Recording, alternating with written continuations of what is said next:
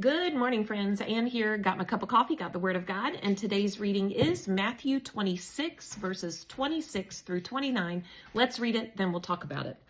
As they were eating, Jesus took some bread and blessed it. Then he broke it in pieces and gave it to the disciples, saying, "Take this and eat it, for this is my body." And he took a cup of wine and gave thanks to God for it. He gave it to them and said, "Each of you drink from it, for this is my blood, which confirms the covenant between God and his people. It is poured out as a sacrifice to forgive the sins of many. Mark my words, I will not drink wine again until the day I drink it new with you in my Father's kingdom." Friends, this is the time that we typically think of as the Last Supper or even the First Communion. We know this sacrament, this ritual of breaking bread and sharing the cup as communion. It is a time for us to remember and reconnect with what Jesus did for us, with who he is to us. And not only just as a simple symbol, but as something that helps reconnect all of us.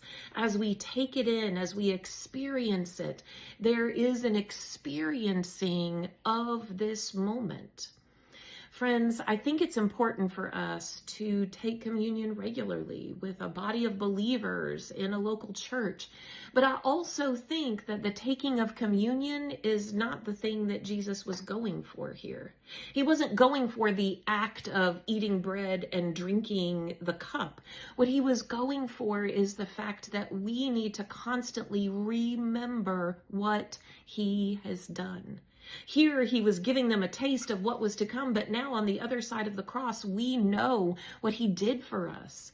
We know who he is to us. And so we should be in the practice of remembering Jesus regularly. Yes, when we take communion, but not only when we take communion, when we go about our day, when we lie down, when we get up, when we're walking, when we're running, when we are just resting, when we're working, we should be in the habit of making a regular practice of remembering Jesus regularly. Because friends, that is the core of who we are. That is why we exist, is to remember who he is and what he's done and to reconnect with the love that he has for us so that we can then turn that love back around and show it to others. So yes, take communion regularly in a house of worship with a community of faith. But even more than that, remember Jesus regularly. Have a good day.